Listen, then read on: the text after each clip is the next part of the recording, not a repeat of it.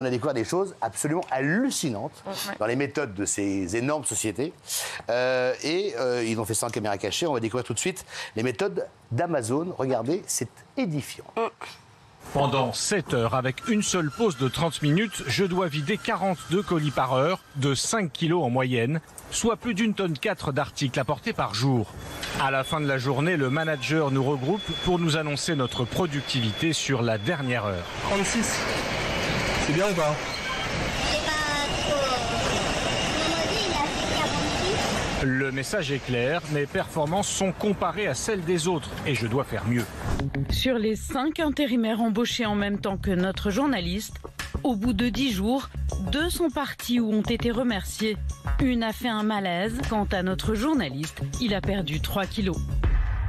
Ah oui, c'est quand même des méthodes très particulières, c'est des méthodes extrêmement intenses. Oui, Isabelle. Et d'ailleurs, tout n'était pas en caméra cachée. Il y avait un mec totalement décomplexé qui disait comment il avait réussi à gagner 2 secondes de productivité sur les chaînes d'emballage de Sarenza. Et alors vraiment, il le disait ça avec une immense fierté. Hein.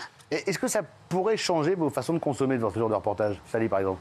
Franchement, pas du tout. Parce qu'en fait, non, mais c'est pas méchant. En fait, on parle en France, mais il ne faut pas oublier qu'en Asie, c'est des millions de Chinois, par exemple. Il y a Chine, on va en parler dans un instant. Hein. Exactement.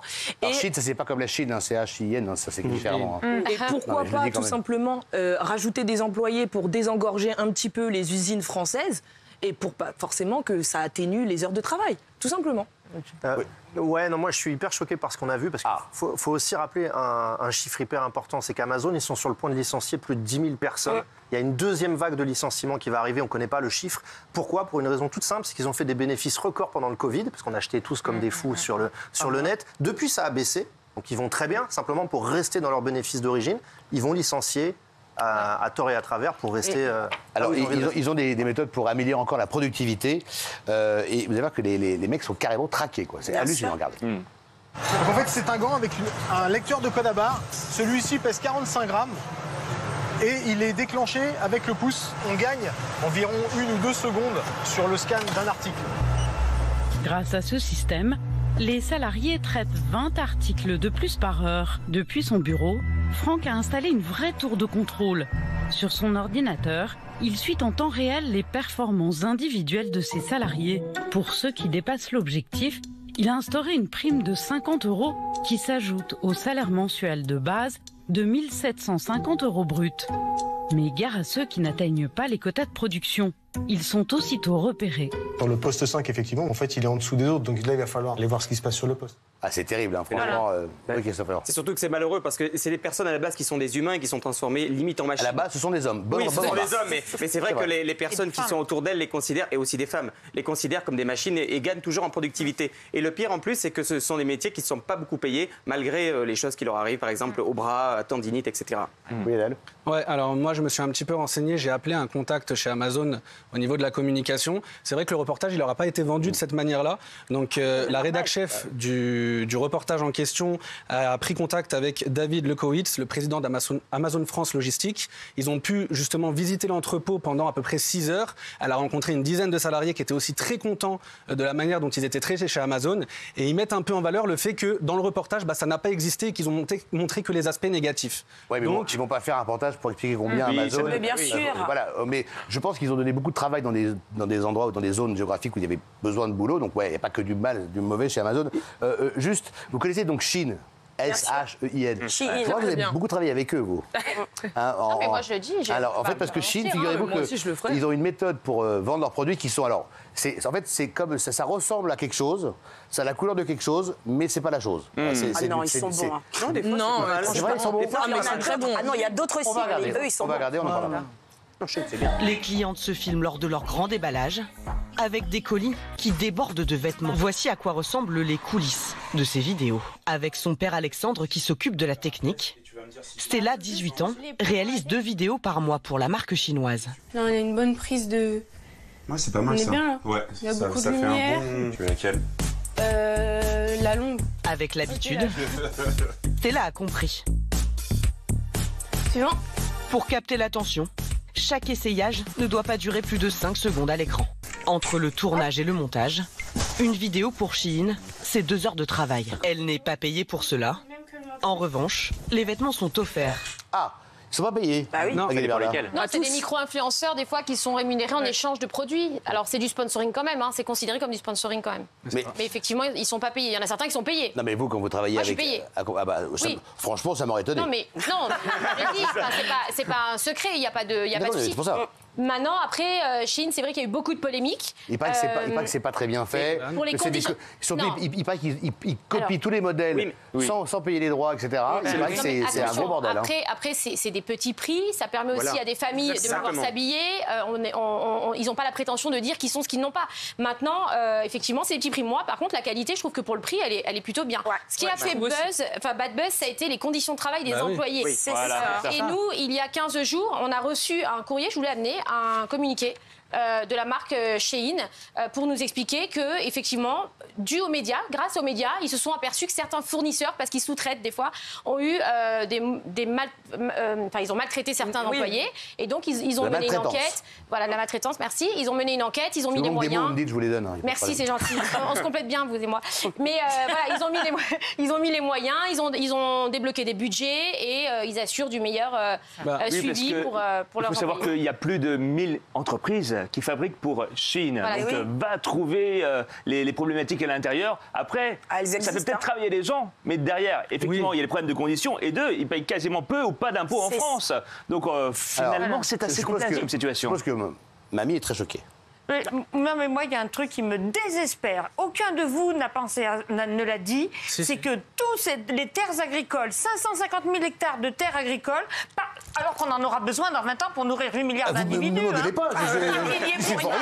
disparaissent au profit d'immenses entrepôts comme ça, qui saccagent absolument tout. Et c'est des terres, certains vous diront que ça donne du boulot à des dizaines, voire des centaines, voire des milliers de personnes dans des régions. Et puis, des personnes, et quand on aura détruit toutes les terres agricoles et qu'on aura les entrepôts, qu'il y aura toujours les gens à nourrir, on sera bien avec nos vêtements sur le dos. Mais non, mais en fait, on ne peut pas mettre ça sur le dos des consommateurs qui, de toute façon, n'ont pas les moyens de consommer éco-responsable. Il y a des alternatives. C'est pas vrai, ça.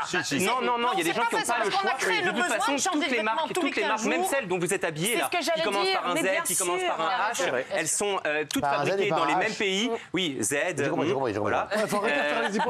En fait, c'est de la démagogie parce que là, on joue les consommateurs.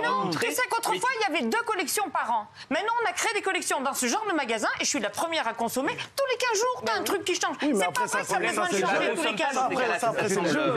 On a créé des besoins. Vous consommez tous les 15 jours de laissez-la tranquille. Je suis comme tout le monde, j'achète plein de merde. C'est ça.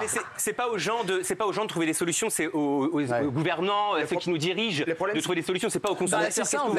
Vous savez qu'il y a des marques maintenant, il y a des grandes enseignes. Le consommateur qui exige d'être livré en 6 heures, il est responsable aussi. Quand tu vas chez H, c'est pareil. T'achètes au moins sur place, tu n'empêches pas des camions. Juste un truc important. Aujourd'hui, maintenant, les grandes marques renouvellent les vitrines parfois 2 fois par jour. Mais pour que les gens, s'ils repassent, ils achètent autre chose. Donc c'est vrai que maintenant, ils poussent un peu la consommation. C'est vrai. Et c'est ça. Et je rejoins un petit peu ce qu'Hugo disait. Alors évidemment qu'on doit se sentir nous aussi responsables parce que malheureusement, on en demande et plus on nous en donne et plus on en veut. Donc c'est vrai qu'il y a aussi une façon de se responsabiliser. Maintenant qu'on le veuille ou non, à l'ancienne, il y avait déjà eu des grandes polémiques avec la fameuse, vous savez, toutes les grandes marques produisent, ont délocalisé des productions qui ont fait appel à la main-d'œuvre pas chère, voire des enfants, donc c'est un vrai scandale. Mais oui, c'est pas nouveau. Moi, ce qu'il faut savoir, c'est que j'ai envie de parler vraiment, c'est qu'on fait tous les choquer à chaque fois qu'on voit un reportage comme ça. Et on achète. En vrai, on sait que ça existe depuis longtemps. Depuis des années. On sait que ça existe depuis des années. Et il n'y a qu'à partir de il n'y a pas longtemps, là, je vois que tout le monde vient. Ah oui, c'est pas normal, ça me choque. C'est depuis la nuit des temps, ça existe. Après, il faut penser à ces gens-là aussi qui travaillent. Il faut leur donner du respect parce que les gens qui travaillent dans l'ombre, généralement, on leur donne pas assez de mise en lumière. Donc moi, je trouve justement que ce reportage, c'est bien aussi, justement qu'on puisse en débattre et qu'on puisse montrer les gens dans l'ombre qui travaillent parce qu'il y a ceux qui travaillent en France, ceux qui produisent à l'étranger, qui sont exploités. C'est pas pareil. En France ou à l'étranger, quand même, quand on travaille à la chaîne comme ça, c'est quand même un travail. Quoi qu'il arrive, qu'on soit en France ou en étranger, c'est le même travail. Vous êtes prêts, oui ou non, vous êtes prêts à boycotter ce genre de marque? Mais c'est pas possible. C'est pas possible. Ceux qui disent oui, ils mentent. Moi, je mens pas, j'en fous complètement. Moi, je boycotte les régions, les élus qui accordent des trucs comme ça. Les gens qui achètent, on peut pas leur reprocher. Comment tu boycottes un élu? Non, il faut boycotter la marque. Qui accordaient des permis de construire, des... Alors, Maxime Guény. Je suis prêt à maîtriser ma consommation quand je vois les conditions de travail abominables des gars. Je crois qu'il y a des alternatives. Je te jure. Bien joué. J'ai hâte de le voir la saison avec des sabots en bois, Maxime. C'est tout l'intérêt de voir ce genre de reportage pour nous ouvrir les yeux sur la situation. Ils portent 3 bandes au pied, ils sont produits on ne sait pas où, en Chine. En fait, c'est très beau, mais c'est tout un mot démagogique. C'est illusoire. Mais écoute, on peut faire des erreurs. On est là aussi pour... Alors, vous savez quoi? Enlevez vos chaussures, donnez-les au public. Ouais.